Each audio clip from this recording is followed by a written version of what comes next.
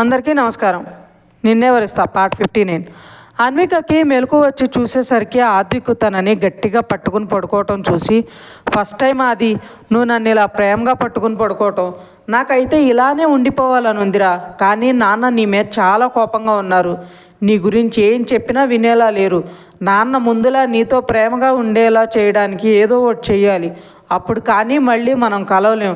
ఇంకా నిన్ను దూరంగా మాత్రం పెట్టలేను అని ఆద్విక్ నుదుటి మీద ముద్దు పెట్టి పైకి లేస్తుంటే ఆద్విక్ తనని లేవనివ్వకుండా ఇంకా గట్టిగా పట్టుకుని, నన్ను వదిలి వెళ్ళిపోక బంగారం, నువ్వు దూరంగా వెళ్తుంటే మనసు తట్టుకోలేకపోతుంది, నా రాక్షసువే నువ్వు అని నిద్రలోనే స్మైల్ ఇస్తాడు. అన్విక నవ్వుకుని, మా ఆయనకి ఎంత ప్రేమ వచ్చేసిందా నా మీద, ఇది కళ అని మాత్రం చెప్పకురా, కల్లో కూడా నువ్వు నా దూరం కాకూడదు అని మరింత దగ్గరగా జరిగి ఆద్విక్ను హగ్ చేసుకుంటుంది. ఆద్విక్ కళ్ళు తెరిచి, లేచేసావా బంగారం, నీతో పాటు నేను కూడా నిద్రపోయాను అని వాచ్ చూసి, ఓ టైం 7 అయిందా, అలా ఎలా పడుకుని పోయాను అని లేచి కూర్చుంటాడు. అన్విక కూడా పైకి లేచి, 7 అయ్యింది, ఏమైందా అది, ఎందుకంత కంగారు అంటుంది భుజం మీద తలపెట్టి. ఇంటికి వెళ్ళాలి కదా అన్వి, అమ్మకి చెప్పలేదు నేను ఎక్కడ ఉన్నాను అని, వాళ్ళు కంగారు పడతారు కదా, అంతేకాకుండా నేను ఎర్లీ మార్నింగ్ ఊరికి వెళ్ళాలి అంటాడు. ఊరికా, ఏ ఊరు వెళ్ళాలి, ఎందుకు, అయినా నువ్వు ఇవాళ డ్యూటీలో జాయిన్ అవ్వాలన్నావు కదా, కానీ ఇక్కడికి వచ్చావు అని అడుగుతుందా అన్వి. నీ క్వశ్చన్ బ్యాంక్ ఆపవే తల్లి, డ్యూటీలో జాయిన్ అవ్వడానికే ఊరు వెళ్ళాలి, నా పోస్టింగు రాజవరంకి ఇచ్చారు అంటాడు ఆద్విక్. అదేంటి, నీకు హైదరాబాద్లోనే ఇచ్చారు కదా, మళ్ళీ వేరే ఊరు ఇవ్వడం ఏంటి అంటుంది అన్వి. అది తర్వాత తీరిగ్గా మాట్లాడుకుందాంలే, కానీ ఇప్పుడు నన్ను వెళ్ళని అంటాడు. ఇది కూడా ఎవరో కావాలనే చేశారు కదా, అది నేను చెప్పానా నిన్ను నన్ను దూరం చేయడానికే చేస్తున్నారని, నాకు భయంగా ఉంది అంటుంది అన్వి ఏడుస్తూ. ఆద్విక్ అన్వికని దగ్గరకు తీసుకుని, ఎందుకు బంగారం ఏడుస్తావు, ఇలా చూడు, మనం దూరంగా ఉన్నంత మాత్రాన మన మనసులు దూరం అయిపోతాయా, ఆ మనసులో ఉండే ప్రేమ దూరం అవుతుందా చెప్పు, నిన్ను నన్ను దూరం చేయలేనంత గట్టి బంధం ఉందే మన మధ్య, నీకోసం నేను రోజూ వస్తా కదా, నిన్ను కలిసే వెళ్తాను సరేనా అంటాడు. అన్విక ఏం మాట్లాడకుండా ఉంటే ఆద్విక్ తనను చూసి, మరీ ఎక్కువ ఆలోచించుకే బంగారం, లేదంటే మళ్ళీ ఏదో ఒక పిచ్చి పని చేస్తావు అంటాడు నవ్వుతూ. అన్విక ఆద్విక్ను కొట్టి, నేనేం పిచ్చి పనులు చేయను, అయినా నువ్వు డైలీ జర్నీ చేయడం ఎందుకు, అక్కడే ఇల్లు తీసుకో అంటుంది. అక్కడే ఇల్లు తీసుకుంటే నిన్ను కలవడం ఎలా కుదురుతుంది అంటాడు. అవన్నీ తర్వాత చెప్తా, కానీ ముందు నువ్వైతే ఇల్లు చూసి పెట్టు చెప్తా అంటుంది అన్వి. ఏదో ఐడియా వచ్చినట్టుంది నా బంగారంకి అంటాడు ముక్కులాగుతూ. అన్విక నవ్వి, మరి లేకపోతే నువ్వు కష్టపడుతుంటే నేను చూస్తూ ఉంటానా అంటుంది. ఆద్విక్ అన్విక బుగ్గ మీద ముద్దు పెట్టి, నా అన్వికి నా మీద ఎంత ప్రేమో అంటాడు గట్టిగా హగ్ చేసుకుంటూ. అది నీకు ఇప్పటికి తెలిసిందా అమూల్ బాయ్ అంటుంది అన్వి. నన్ను అమూల్ బాయ్ అంటావా అని చెక్కలు గింతలు పెడతాడు. అన్విక నవ్వుతూ, అది ప్లీజ్ స్టాప్ ఇట్ అని తనను ఆపడానికి ప్రయత్నించి, ఇంకా తన వల్ల కాక ఆద్విక్ను తన మీదకు లాక్కుని లిప్ లాక్ చేస్తుంది. ఆద్విక్ కూడా ముద్దుకి జతగలుపుతూ అన్విక నడుము మీద చెయ్యేసి గట్టిగా ప్రెస్ చేసేసరికి అన్విక ఆద్విక్ పెదవులను వదిలేసి ఆ చెయ్యి మీద ఒకటి పీకి, ఛాన్స్ దొరికితే చాలు అల్లుకుపోతావే అంటుంది. ఆద్విక్ నవ్వుతూ అన్విక మొహం మీద వేలితో రాస్తూ, అందమైన పెళ్ళం పక్కనే ఉండి ఇలా ముద్దు పెట్టి రెచ్చగొడుతుంటే ఎవడే కామ్గా ఉండేది అంటాడు. అన్విక తన మొహం మీద ఉన్న ఆద్విక్ చెయ్యని పట్టుకుని, దానికి ఇంకా చాలా టైం ఉంది, కానీ నువ్వు వెళ్ళు, ఇంకా ఇక్కడే ఉంటే మళ్ళీ రెచ్చిపోయి నా చేతుల్లో దెబ్బలు తింటావు అంటుంది నవ్వుతూ. ఆద్విక్ ఇంకొక ముద్దు అని అన్విక మొహం దగ్గరగా వెళ్తుంటే అన్విక, నీలో ఇంత రొమాంటిక్ యాంగిల్ ఉందని ఇన్ని రోజులు తెలియకుండా ఎంత మేనేజ్ చేసావు అంటుంది. మేనేజ్ చేయడం అంటే పిచ్చి, స్టార్టింగ్లో నువ్వంటే ఇష్టం లేదు కాబట్టి ఆ ఆలోచన రాలేదు అంతే, బట్ నీ మీద ఇష్టం స్టార్ట్ అయినప్పుడు మాత్రం కొంచెం ఇబ్బంది పడ్డాను అనుకో అనగానే అన్విక ఆద్వికను వెనక్కి బెడ్ మీద తోసి, సార్కి నా మీద ఇష్టం ఎప్పటి నుండి మొదలయ్యిందో అంటుంది ఆద్విక్ గుండెల మీద పడుకుంటూ. ఎప్పటి నుండి అంటే ఏం చెప్పాలి బంగారం, ఫస్ట్ టైం నన్ను వదిలేసి వెళ్ళిపోయావుగా, అప్పుడు నీ కోసం ఎంత వెతికానో, ఎంత కంగారు పడ్డానో. అప్పుడు నీ మీద ఉన్నది బాధ్యత అనుకున్నా, కానీ నిన్ను లాగిపెట్టి కొట్టాను చూడు, ఆ క్షణం అర్థమైంది నీ మీద నాకున్నది ఇష్టమని, నీ మీద హక్కుతో కొట్టాను అని. ఇంతకుముందు కూడా నన్ను చాలాసార్లు కొట్టాలని చెయ్యెత్తావు కదా, మరి అప్పుడు తెలీదా అంటుంది. నువ్వు చేసే అల్లరి పనులకు నన్ను సతాయిస్తున్నందుకు చాలా చిరాకు వచ్చేది. ఆ చిరాకులో కోపం కానీ నిన్ను కొడితే మామయ్య ఫీల్ అవుతారని ఆలోచించి కొట్టకుండా ఆగిపోయేవాడిని అంటాడు ఆద్విక్. ఓహో సరేలే, నేను వెళ్ళి స్నానం చేసి వస్తాను, అది చాలా చిరాగ్గా ఉంది అంటుంది. ఆద్విక్ నేను కూడా రానా అంటాడు కళ్ళెగరేసి. అన్విక అక్కర్లేదు, నేను వెళ్ళగలను అంటుంది. వెళ్ళడం గురించి కాదు బంగారం, నేనేమైనా హెల్ప్ చేయాలేమో అని, లేదంటే ఇద్దరం కలిసి చేసినా బాగుంటుంది కదా అంటాడు అన్వికను చుట్టేస్తూ. చేస్తావు, ఎందుకు చెయ్యవు, వెళ్ళి ఆ గాయత్రితో చెయ్యి అని ఆద్విక్ను విడిపించుకుని విసురుగా వెళ్ళిపోతుంది. ఆ రోజు ఫోటోలు తీసిన వెదవనాలి దరిద్రుడు, నా సంసారాన్ని నాశనం చేశాడు అనుకుని, అన్వి నేను వెళ్తానురా, మళ్ళీ రేపు ఈవినింగ్ వస్తాను అంటాడు ఆద్విక్. అన్విక బాత్రూంలో నుండి తినేసి వెళ్ళు అంటుంది. ఆల్రెడీ 8:30 అయింది బంగారం, నేను వెళ్ళడానికి గంట పడుతుందిరా, మళ్ళీ ఎర్లీ మార్నింగే వెళ్ళాలి కదా అంటాడు. అన్విక బాత్రూమ్ డోర్ కొంచెం తెరిచి, సరే జాగ్రత్తగా వెళ్ళు, ఇంటికి వెళ్ళాక కాల్ చెయ్యి అంటుంది. నువ్వు ఇలా కనిపించి నన్ను టెంప్ట్ చేయకు రాక్షసి అని బాయ్ చెప్పి వెళ్ళిపోతాడు. వంశు తన రూమ్లో కూర్చుని వేద తీసిన సెల్ఫీ చూస్తూ, నీ ప్రేమ చాలా విలువైంది జాను, నిన్ను ప్రేమించడం మొదలుపెట్టాక నీకంటే నాకేది ఎక్కువ కాదనిపిస్తుంది, నీకోసం ఏదైనా చేయాలనిపిస్తుంది, నీ బాధను నేను చూడలేకపోతున్నాను జాను, ఎంత త్వరగా వీలైతే అంత త్వరగా నిన్ను నా దగ్గర తెచ్చేసుకోవాలి, నిన్ను పెళ్లి చేసుకుని నా ఫేవరెట్ స్పాట్ అయిన స్విట్జర్లాండ్ తీసుకెళ్ళాలి, మనం అక్కడే సెటిల్ అవ్వాలి, ఇలా ఎన్నో ఆశలు, అవి తీరడానికి నేనేం చేయాలో అవన్నీ చేస్తాను అని తన ఫోటోకి ముద్దు పెడతాడు. వంశ్ అమ్మగారు మధుర గారు వస్తారు రూమ్లోకి. ఆవిడ నవ్వుతూ, ఏంట్రా నీలో నువ్వే నవ్వుకుంటున్నావు, ఆ అమ్మాయి ఎవరో నాకు కూడా చెప్పొచ్చు కదా అంటారు. అమ్మాయా, అమ్మాయి ఏంటమ్మా అంటాడు ఫోన్ పక్కన పెట్టేస్తూ.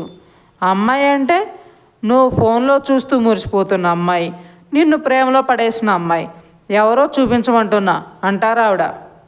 వంశు నవ్వుతూ, చూసేసావా, నీ కళ్ళు ఎక్స్రే కళ్ళమ్మా అంటాడు. మరి నా కొడుకులో ఇంత మార్పు తెరిచిన అమ్మాయిని, ఆ అమ్మాయి పడిపోయిన నా కొడుకుని ఆ మాత్రం కనుక్కోలేకపోతే ఎలా అంటారు నవ్వుతూ. మా అమ్మ సిబిఐలో చేరుంటే ఎంత పెద్ద పేరు వచ్చేదో అంటాడు వంశ్. చాలే నీ వెటకారం, ఏది నా కోడలు ఫోటో చూపించు ముందు అంటారు మధుర గారు. ఇప్పుడు కాదమ్మా, ఒక 10 days తర్వాత తననే నీ ముందు తెచ్చి నిలబెడతాను అంటాడు. సరే కానీ పద డిన్నర్ చేద్దాం. వంశు డాడ్ని రానివ్వమ్మా అంటాడు. నీ ఊహల్లో నువ్వు తేలుతూ మీ నాన్న వచ్చింది కూడా గమనించలేదంటారు ఆవిడ. ఓ డాడ్ వచ్చేసారా, సరే పద తిందాం అని ఆవిడ భుజం చుట్టూ చేతులేసి తీసుకువెళ్తాడు వంశ్. శ్రీనివాస్ గారి దగ్గరకు వెళ్ళి, తాతయ్య కొంచెం మీ ఫోన్ ఇస్తారా అని అడుగుతుంది. శ్రీనివాస్ గారు తీసుకోమ్మా అని ఫోన్ ఇస్తూ, ఏం ఆలోచించావు శ్రీనిక అంటారు.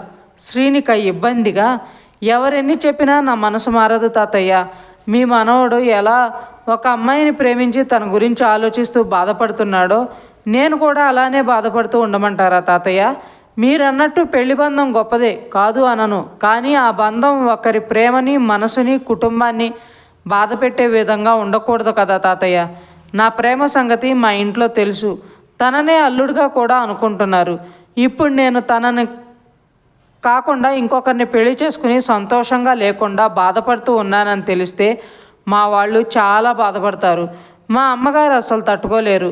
ఇక నా విషయానికి వస్తే నా మనసులో ఒకరిని పెట్టుకుని నేనంటేనే ఇష్టం లేని వ్యక్తితో కాపురం ఎలా చేయమంటారు, మీరే చెప్పండి అని ఆయన రూమ్లో నుండి వచ్చేస్తుంది. శ్రీనిక ఆలోచిస్తూ బయటకు వచ్చేసరికి తనకు ఎదురుగా వస్తున్న శివాంశం చూసుకోకుండా గుద్దేస్తుంది. శివాంశు కింద పడితే తన పైట కొంగు శివాంశు చేతి వాచ్లో ఇరుక్కుని అది చుట్టుకున్నట్లు అవడంతో లాగినట్టు శ్రీనిక కూడా కింద పడ్డ శివాంశు మీద పడిపోతుంది. శ్రీనిక చీర పిన్ను ఊడిపోయి పైట పక్కకు వచ్చేయడంతో శివాంశు మీద పడడంతో శివాంశు తన్ను అలా చూసి శ్రీనికను విసురుగా పక్కకు తోసేసి పైకి లేస్తాడు. శ్రీనిక తన్ను తాను చూసుకుని వెంటనే చీర సర్చ్ చేసుకునే లోపే తన చెంప చెల్లుమంటుంది. శివాంశు శ్రీనికని పక్కన గోడకి లాక్ చేసి తన బుగ్గలు గట్టిగా పట్టుకుని సీరియస్గా, ప్రేమ అన్నావు, వాడినే పెళ్లి చేసుకుంటానన్నావు, నన్ను ఎలా పడితే అలా మాట్లాడావు, ఇన్ని చెప్పి నువ్వు ఇప్పుడు చేస్తుందేంటి? నీ అందానికో నీ సొగసులకో పడిపోయే రకం కాదు ఈ శివాంశు.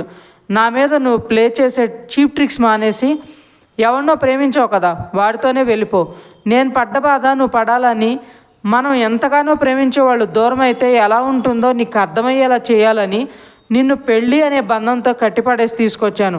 అంతేకాని అదే బంధాన్ని అడ్డు పెట్టుకుని నువ్వు ఇక్కడ సెటిల్ అవ్వడానికి కాదు. నువ్వు ఎక్కడున్నా నువ్వు ప్రేమించిన వాడి దూరం అయ్యాను అనే బాధ కొంచెం కూడా నాకు కనిపించడం లేదు. వాడి గురించి ఆలోచించడం మానేసి నన్ను ట్రాప్ చేసే ఆలోచనలు స్టార్ట్ చేసినట్టున్నావు. అది మానేసి ఇక్కడి నుండి దొబ్బేయి. నేను ఎందుకోసం అయితే నిన్ను బలవంతంగా ఇక్కడ తెచ్చి పడేశానో అది మాత్రం జరగడం లేదు. కానీ నిన్ను రోజు నా కళ్ళెదురుగా చూసి నేను మాత్రం ప్రతి క్షణం నరకం అనుభవిస్తున్నా. నా ప్రేమను నా కోకుండా చేసిన అమ్మాయిని సంతోషంగా నా ముందరే తిరుగుతుంటే నేనేం చేయలేకపోతున్నాను అని బాధగా ఉంది. అందుకే వెళ్ళిపో, ఈ క్షణమే ఇక్కడి నుండి వెళ్ళిపో. నా మనసు మారి మళ్ళీ నిన్ను ఇక్కడే ఉండేలా చేసే ముందే వెళ్ళిపో అని గట్టిగా అరిచి అక్కడి నుండి వెళ్ళిపోతాడు. శ్రీనిక శివాంశు బాధ, అతని కళ్ళల్లో కన్నీళ్లు చూసి తనకు కూడా కన్నీళ్ళు వచ్చేస్తుంటాయి.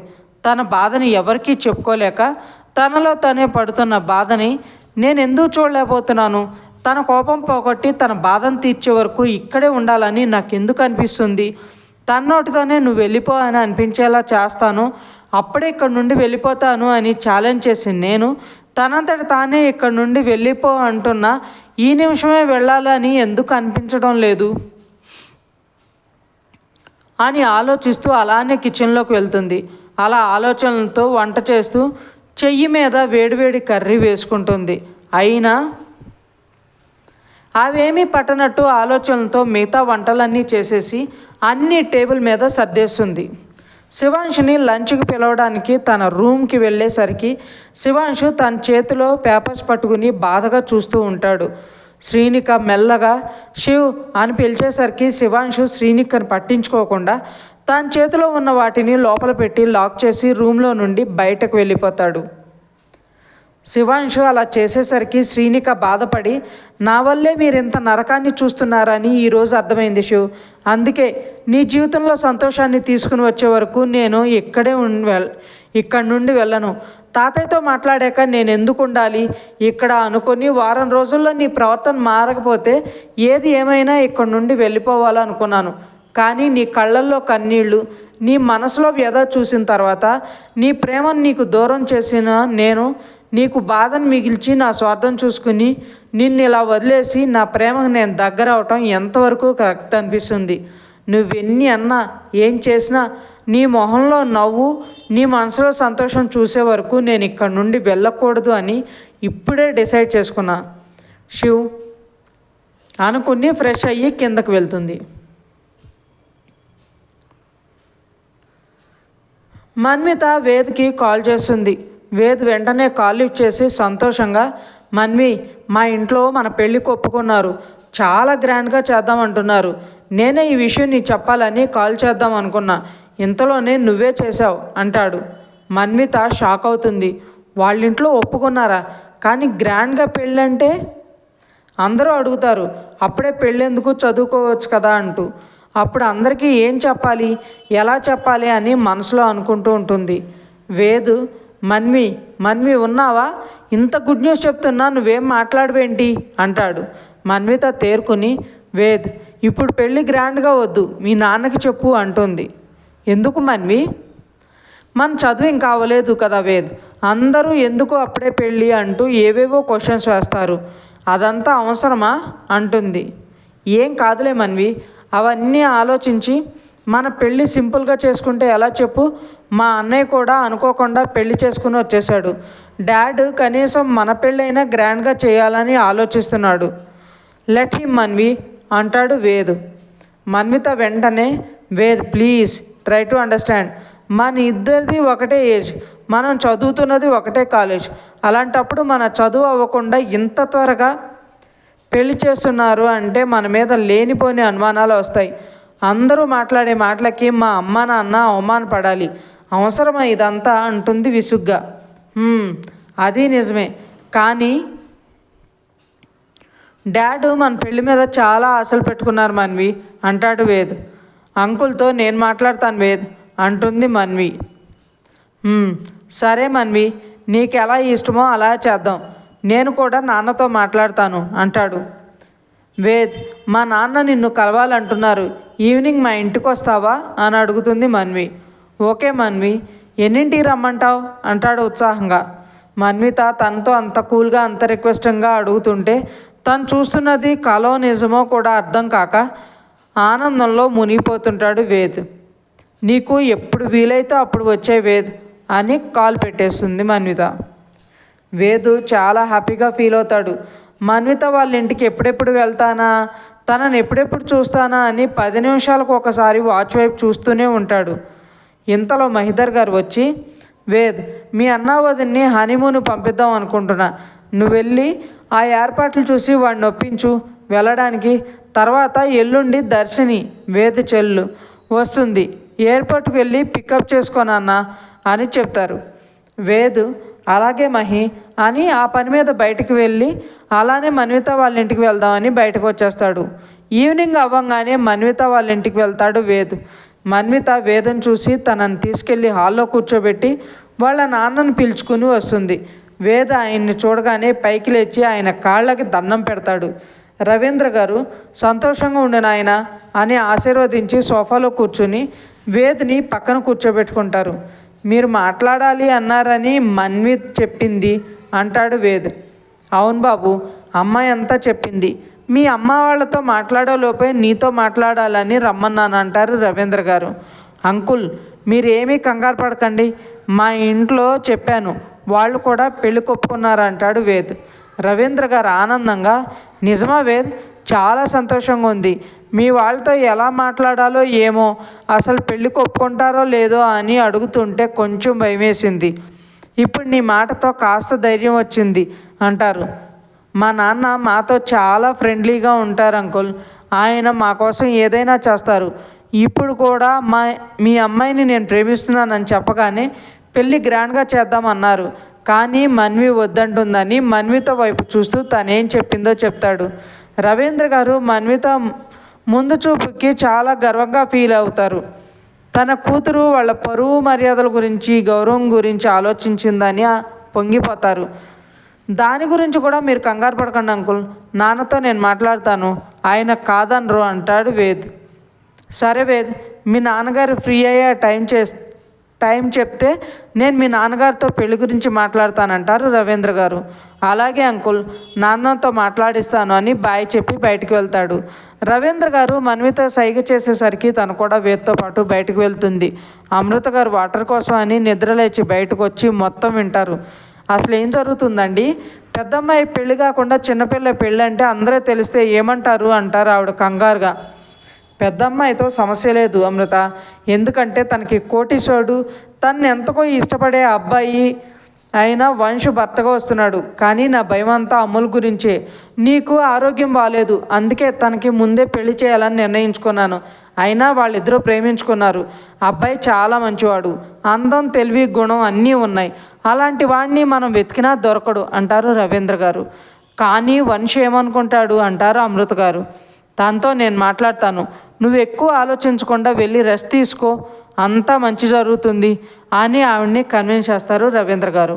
ఇంకా ఉంది ఫ్రెండ్స్, మీకు ఈ స్టోరీ నచ్చినట్లయితే లైక్ చేయండి, సబ్స్క్రైబ్ చేయండి. ఇంతలా ఆదరిస్తున్నందుకు థ్యాంక్ యూ సో మచ్.